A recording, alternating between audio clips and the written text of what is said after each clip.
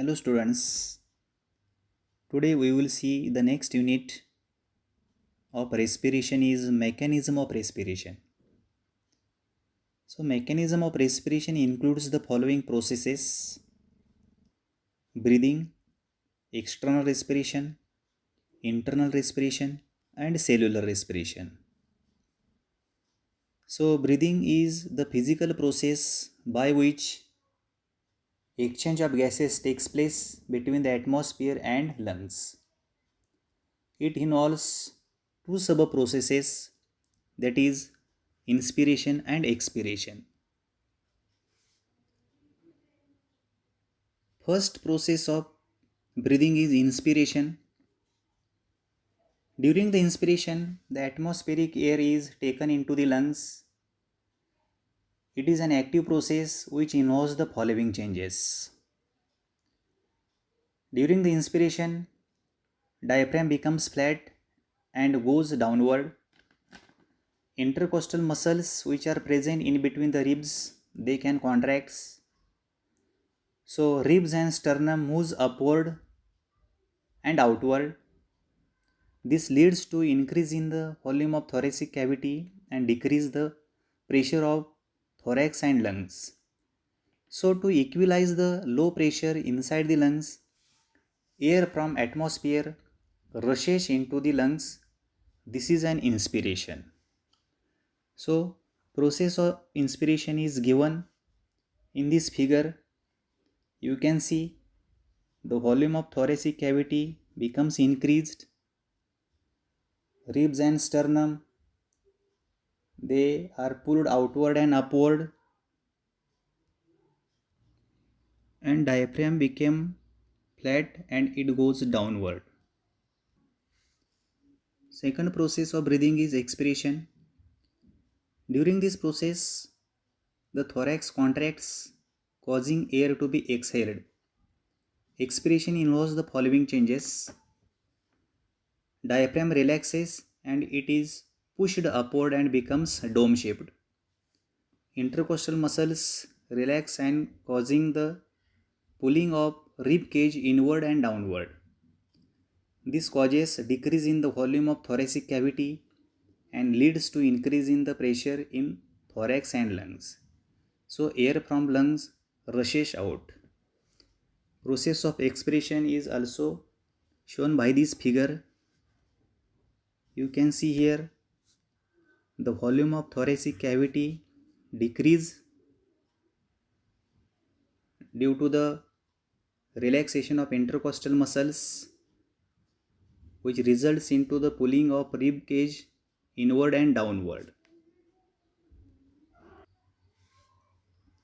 In the mechanism of respiration, the second process is external respiration. In this respiration, exchange of gases at alveolar level takes place. An alveolus is formed by a single layer of squamous epithelium. Alveoli are associated with dense network of capillaries. Both alveolus and capillaries have thin wall and they together forms the respiratory membrane, through which gases exchange occurs between the alveolar sac and blood.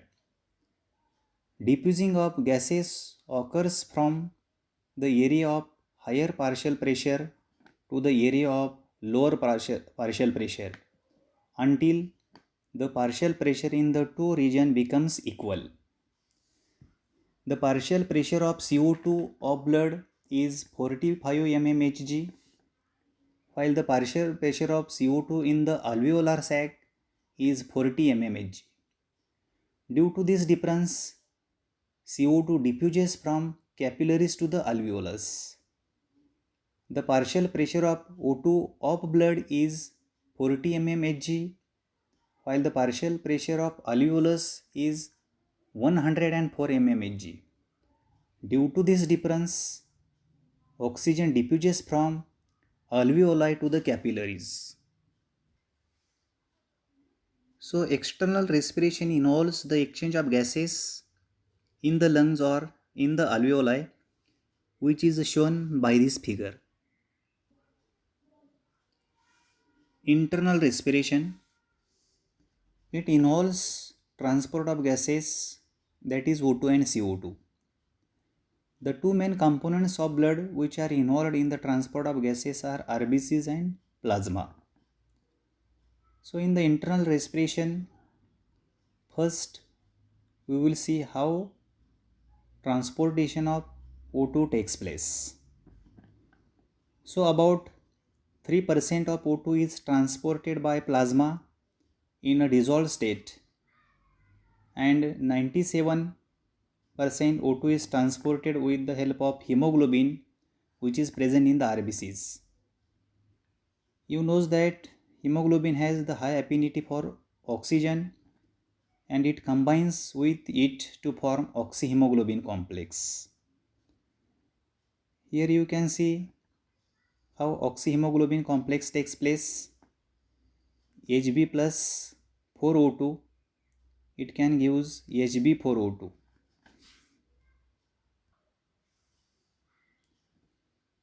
This oxyhemoglobin complex is transported from lungs to the tissue where it is readily dissociates to form or to release the oxygen. So dissociation or release of O2 is shown by this reaction. Hb4O2 dissociates into Hb plus 4 molecules of O2. So the saturation of Hb with O2 depends upon the O2 tension, that is partial pressure of O2. Maximum saturation of 95 to 97% is at partial pressure of O2 in the alveoli, that is 100 mmHg. The saturation decreases with a drop in partial pressure of O2. This begins the dissociation of HbO2 complex. At 30 mmHg, only the 50% saturation is maintained. So the relation between HbO2 saturation and oxygen tension, that is partial pressure of O2, is called as oxygen dissociation curve, which is always sigmoid. The sigmoid curve shifts towards the right due to the following reasons: increase in the hydrogen ion concentration, increase in the partial pressure of CO2 due to the rise in temperature, and rise in DPG, that is diphosphoglycerate, in RBCs during the glycolysis. You can see here the graphical representation of oxygen dissociation curve, or it is also called as Bohr's effect curve. Bohr effect, it is the shift of oxyhemoglobin dissociation curve due to the change in partial pressure of CO2 in the blood. Then Haldane effect, oxyhemoglobin functions as an acid. It decreases pH of blood due to increase in the number of hydrogen ion. HCO3 minus changes into H2O and CO2. Now we will see how CO2 gets transported, that is transportation of CO2.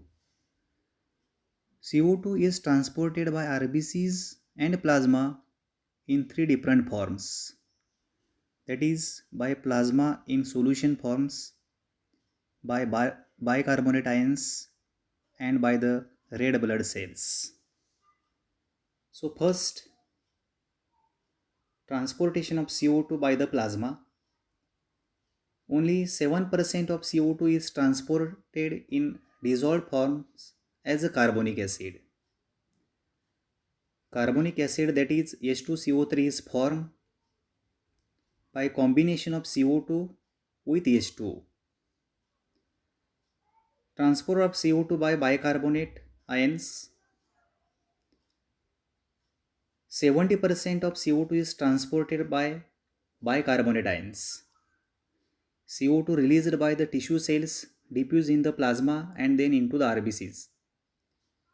In RBCs, CO2 combines with water to form the carbonic acid in the presence of carbonic anhydrase. So reaction is CO2 plus H2O. It can give H2CO3. That is the carbonic acid. The rate of formation of carbonic acid inside the RBC is very high as compared to its formation in the plasma. The unstable carbonic acid immediately dissociates into HCO3 minus and H plus ions.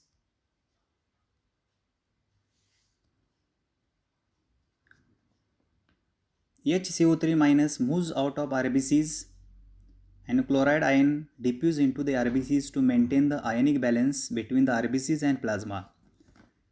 This movement of chloride ion is known as chloride shift, or it is also known as Hamburger's phenomenon. HCO3 minus that comes into the plasma joins the sodium and potassium ions, forming the sodium bicarbonate and potassium bicarbonates, that is NaHCO3 and KHCO3. HCO3 minus plus Na plus, it gives NaHCO3.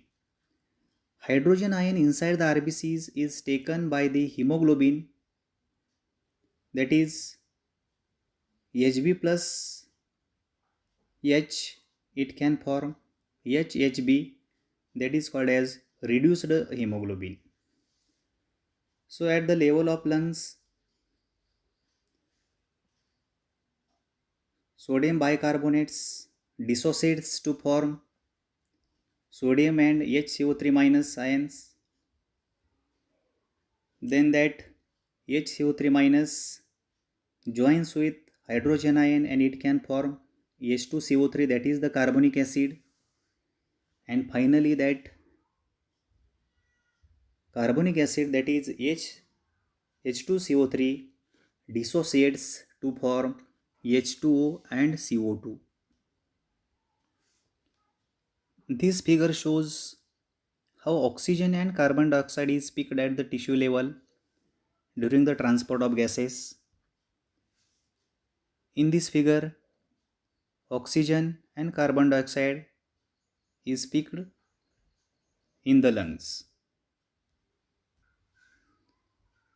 Now see the transport of CO2 by RBCs. About 23% of CO2 is transported by the RBCs. CO2 binds to amino group of hemoglobin and forms the carbaminohemoglobin complex. This molecule readily dissociates in the region where partial pressure of CO2 is low, that is in the alveolar region.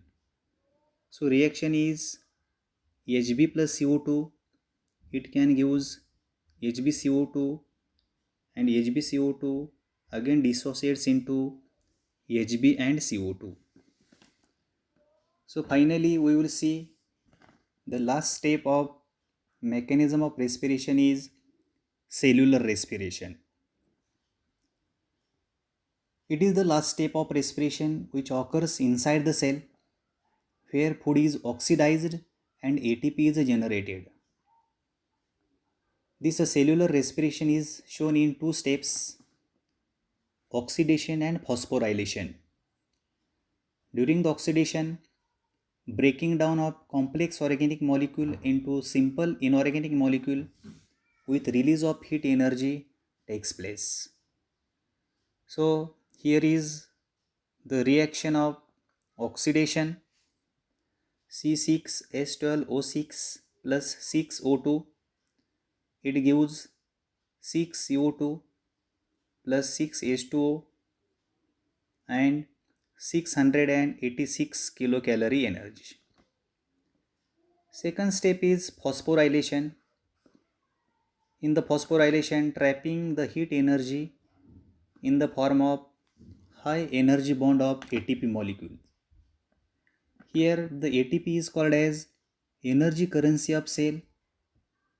So ATP is formed by the following reaction: ADP plus inorganic phosphate plus 7.3 kilocalorie energy, it gives one molecule of ATP.